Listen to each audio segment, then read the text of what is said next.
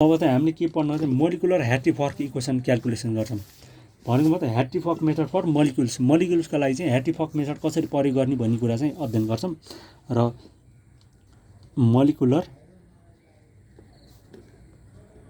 ह्याट्रीफर्क equation भनेको मतलब चाहिँ ह्याट्रीफर्क इक्वेसन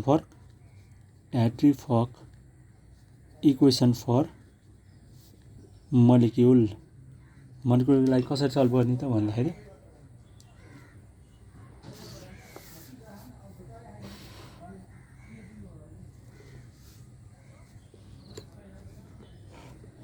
अब हामीलाई थाहा छ ह्याट्रीफर्क मेथडले के हेर्छ त भन्दा चाहिँ वेभ फङ्सन चाहिँ स्ल्याटर डिटरमिनेन्टको फर्ममा हुन्छ भन्ने कुरा हुन्छ।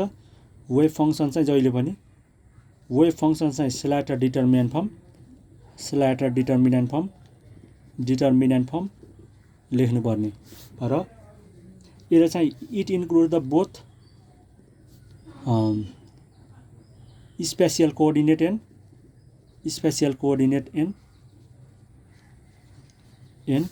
स्पिन कोअर्डिनेटलाई चाहिँ यसले इन्क्लुड गर्छ। हामीले लेख्न अब the molecular Hartree Fock electronic energy भनेको चाहिँ डी भनेको चाहिँ के भन्दा चाहिँ स्ल्याटर डिटरमिनेन्ट वेभ फङ्सन भन्छन् यसलाई। स्ल्याटर डिटरमिनेन्ट वेभ फङ्सन फर मोलिक्युलका लागि। EHF भनेको चाहिँ यो भनेको इलेक्ट्रोनिक ह्याट्रीफर्क इलेक्ट्रोनिक इनर्जी भनेको EHF भन्छौँ। यसलाई चाहिँ हामीले चाहिँ डिराक फर्ममा लेख्दा चाहिँ डिराक नोटेसनमा लेख्दा DHEL प्लस VNN भनेको चाहिँ न्युक्लियस बिचको चाहिँ इन्ट्रेक्सन र D HEL लाई चाहिँ के भन्छ भन्दा प्योरली इलेक्ट्रोनिक ह्यामिल्टोनियन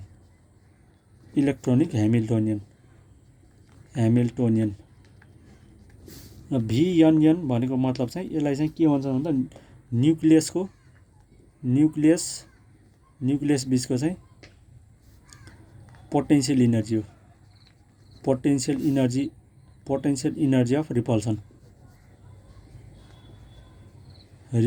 कारणले गर्दा यसमा चाहिँ के हुन्छ त भन्दा यसमा चाहिँ के हुन्छ VN मा चाहिँ नो इलेक्ट्रोनिक कोअर्डिनेट चाहिँ हुँदैन।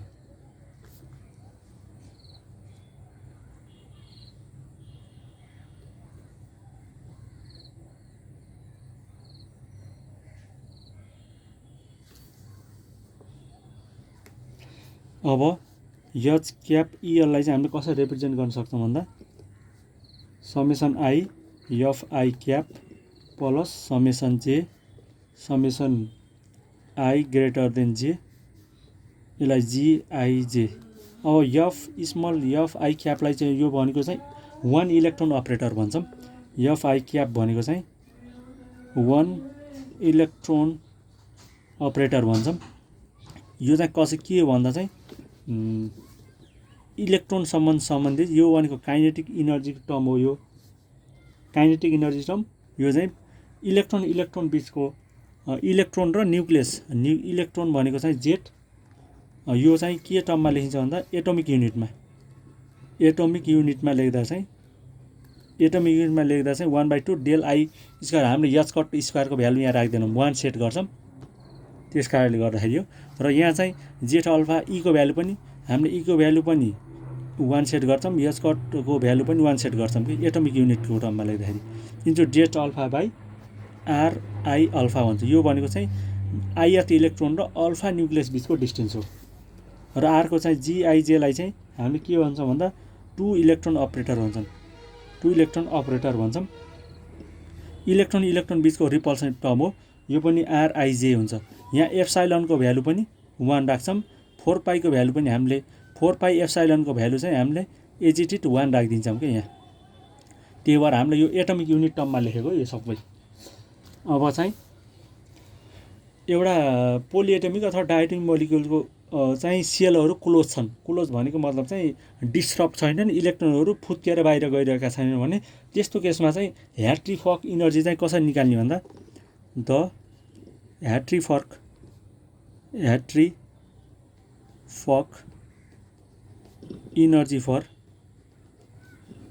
Energy for diatomic or polyatomic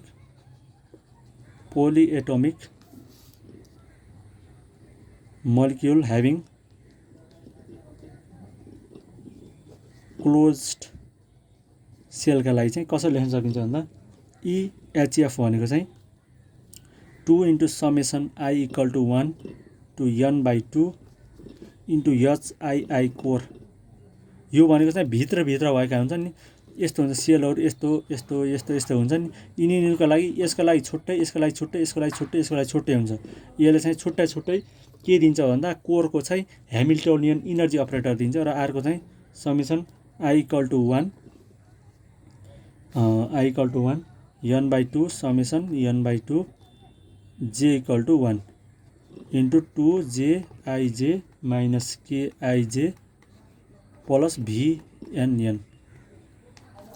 JIJ भनेको चाहिँ के हो भन्दा JIJ भनेको चाहिँ coulomb integral between ith and jth electron. KIJ is nothing but the exchange integral between ith electron and jth electron. VN भनेको चाहिँ न्युक्लियस बिचको चाहिँ पोटेन्सियल इनर्जी अफ रिपल्सन हो। र HII कोर निकाल्ने फर्मुला चाहिँ के हो भन्दा चाहिँ ह्यामिल्टोनियन भित्र भएका इलेक्ट्रोनहरूको ith इलेक्ट्रोनहरू एउटै स्टेटमा भएका इलेक्ट्रोनहरूको ह्यामिल्टोनियन कसरी निकालिन्छ भन्दा चाहिँ यसलाई चाहिँ डिराक नोटेसनमा लेख्दा चाहिँ phi1 * H क्याप कोर 1 इलेक्ट्रोनका लागि phi-ith इलेक्ट्रोनका लागि। अब यसलाई चाहिँ यसरी लेख्न सकिन्छ phi-1 यो भनेको 1/2 del 1 square minus summation alpha Z alpha into R1 alpha into phi-1 electron छँदैछ। अब JIJ भनेको चाहिँ कोलम इन्ट्रिगललाई चाहिँ कसरी लेख्नु भन्दा phi-1 phi-J2 J वा I र J इलेक्ट्रोनको बिचमा कोलम इन्ट्रिगलमा चाहिँ R12 हुन्छ, दुईटा इलेक्ट्रोनको बिचमा गर्दैछौँ, र phi-1 र phi-J2 यसलाई चाहिँ कोलम इन्ट्रिगल। अब हाम्रो एक्सचेन्ज इन्ट्रिगल KIJ भनेको चाहिँ के हो भन्दाखेरि phi-1 phi-J2 1/R12। अब यहाँ चाहिँ J टर्म हुन्छ। अब JI1 इन्टु phi-I2 हो, यतिमा चाहिँ चेन्ज हो कि कोलम र उसमा चेन्ज हुने भनेको। र हामीले H क्याप कोर फर्स्टलाई चाहिँ हामीले के लेख्न सक्छौँ F1 क्याप, यसलाई चाहिँ 1 इलेक्ट्रोन अपरेटर भन्छौँ। 1 इलेक्ट्रोन अपरेटर भन्छौँ, which omits or neglect the interaction between first electron with others। यो ह्याट्री फक मेथडमा चाहिँ के हो भन्दा चाहिँ ह्याट्री फक मेथडले त्यस्ता अर्बिटलहरूलाई चाहिँ खोजिरहेको हुन्छ जसले चाहिँ भेरिएसनल इन्ट्रिगललाई चाहिँ मिनिमाइज गरोस्, EHFलाई चाहिँ मिनिमाइज गरोस्। त्यस कारणले गर्दा चाहिँ Hartree Fock method search for those orbital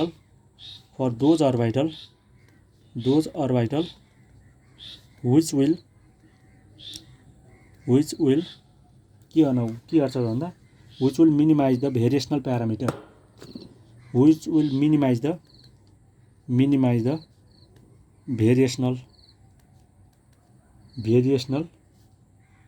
parameter भनेको चाहिँ इन्ट्रिगल, प्यारामिटर भनेको इन्ट्रिगलको भ्यालु भनेको EHFलाई चाहिँ मिनिमाइज गर्नको लागि मिनिमाइज गर्ने टर्महरू हुन्छ। त्यस कारणले गर्दा चाहिँ प्रत्येक मोलिकुलर अर्बिटलहरू नर्मलाइज छन् भनेर देखाउँछ। So molecular orbitals is taken to be normalize नभए पनि टेकन टु बी नर्मलाइज छ भनेर मान्छ, नर्मलाइज छ भनेर मानिरहेको हुन्छ, नर्मलाइज छ भनेर मानिन्छ। त्यस कारणले गर्दा चाहिँ 5i1 into 5j1 equal to 0 हुन्छ र 5i1 छ भने यो भनेको 1 हुन्छ। यति लेख्न सकियो होइन। अब हामीले काम के छ त भन्दाखेरि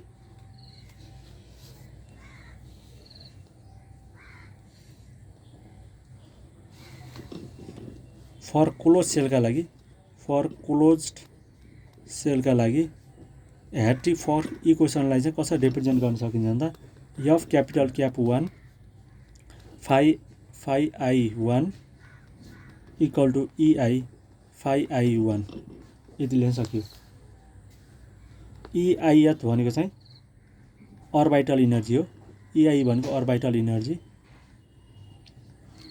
र एफ क्याप 1 भनेको चाहिँ एच क्याप कोर फर्स्ट इलेक्ट्रोनको लागि हो plus summation n equal to n अरे j equal to 1 to n/2 2 into j cap j1 minus k cap j1 का लागि। यो भनेको चाहिँ exchange integral of the jth electron in 1th electron. This is the coulomb integral of the jth electron in 1th electron, 1 पहिलो electron र jth electron. र H cap core 1 भनेको चाहिँ -1/2 del 1 square minus summation alpha Z alpha R 1 alpha भन्छौँ। यसलाई equation हामीले कति मान्यौँ भन्दा इक्वेसन सेट गरौँ माथिकोले। यसलाई इक्वेसन फर्स्ट, यसलाई इक्वेसन सेकेन्ड, यसलाई इक्वेसन थर्ड, यसलाई चाहिँ हामीले इक्वेसन फोर्थ, यसलाई फिफ्थ, यसलाई सिक्स्थ मानौँ।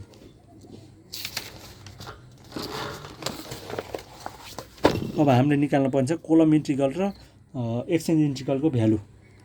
कोलम अपरेटर, कोलम सी भएन, COULOMB कोलम इन्टिग्रलको भ्यालु अथवा अपरेटरलाई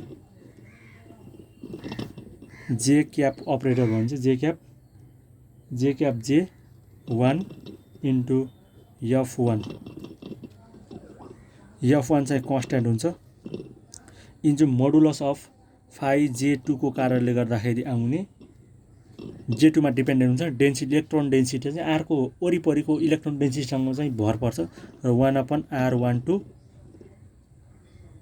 डेल न्यू2 सेकेन्ड इलेक्ट्रोनको लागि भर पऱ्यो नि त। यो भनेको चाहिँ कोलम इन्टिग्रल अथवा कोलम अपरेटर भयो। अब हामीले चाहिँ एक्सचेन्ज इन्टिग्रल निकाल्नु पर्यो। एक्सचेन्ज इन्टिग्रल भनेको चाहिँ के क्याप J1 र F1 भने चाहिँ F1 ले K1 सँग अपरेट गर्दा चाहिँ एक्सचेन्ज गरेपछि F2 देखिन्छ अरे के, F2 देखिन्छ र 5J1 भनेको चाहिँ कन्स्ट्यान्ट हुन्छ। इलेक्ट्रोन यो function of wave function of the jth र 1th इलेक्ट्रोनको इन्ट्र्याक्सन गर्दा आएको वेभ फङ्सन भन्छन् र अर्को चाहिँ 5J*2 र F2 भनेको चाहिँ F2 किन आयो त भन्दा एक्सचेन्ज गर्नु पर्यो नि त। पहिलो इलेक्ट्रोन दोस्रो इलेक्ट्रोनलाई एक्सचेन्ज गर्दा चाहिँ त्यसको चाहिँ के हुन्छ त भन्दा त्यो 1 इलेक्ट्रोन अपरेटर भनेको F1 चाहिँ F2 मा F2 सँग इन्टरचेन्ज गर्ने, त्यही भएर F2 को टर्ममा लेख्नु पर्यो, R12 D न्यू 2 लेख्नु पर्यो।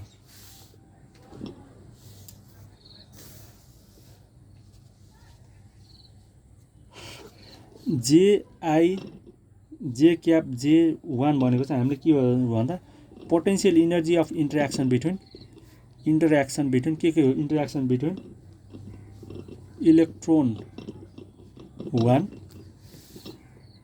With electron density of jth इलेक्ट्रोनको लागि चाहिँ 5J2 को यो मोडुलसको स्क्वायर हो। अब हाम्रो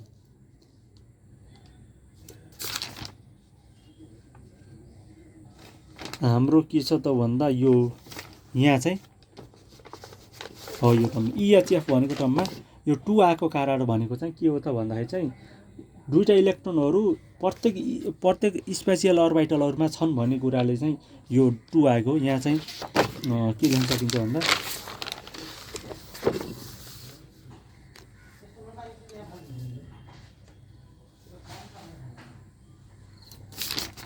एच क्याप कोर बेसी के लेख्नु पर्यो भन्दा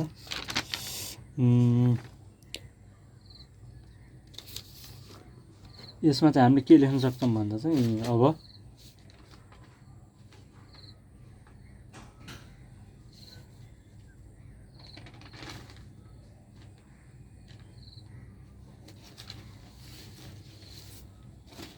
F1 भनेको चाहिँ F1 को लागि चाहिँ यो रे 1 इलेक्ट्रोन अपरेटरको लागि चाहिँ H cap core 1 plus summation j = 1 n/2 2j cap 2k j cap j 1 इलेक्ट्रोनको लागि minus k j 1।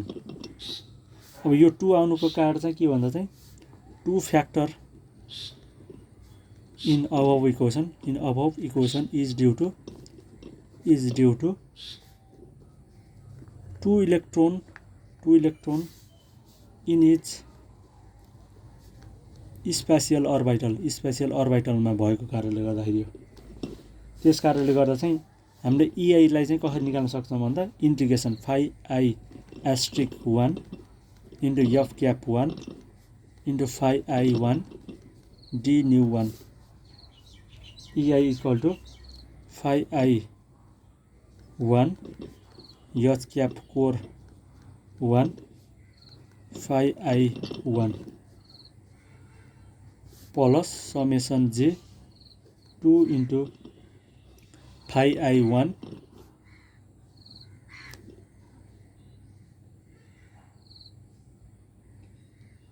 phi I 1 अब J1 x column integral j cap J1 into phi I 1 minus phi I 1 अब exchange integral k cap J1 into phi I 1 EJ भनेको चाहिँ EI equal to HII core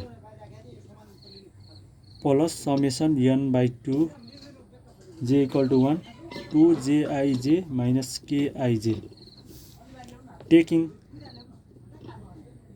summation become summation of above equation यसको summation लिँदाखेरि चाहिँ अब यसको summation j equal to 1 to n/2 EJ is equal to summation j equal to 1 n/2 HII core plus summation j equal to 1 n/2 अर्को summation यहाँको summation n/2 j equal to 1 2jij minus kij र यसबाट आएको इनर्जीलाई चाहिँ हामीले कहाँ राखिन्छ भन्दा इक्वेसन 1 मा राखिन्छ। Then on solving this equation and putting the value on equation first we will get Hartree-Fock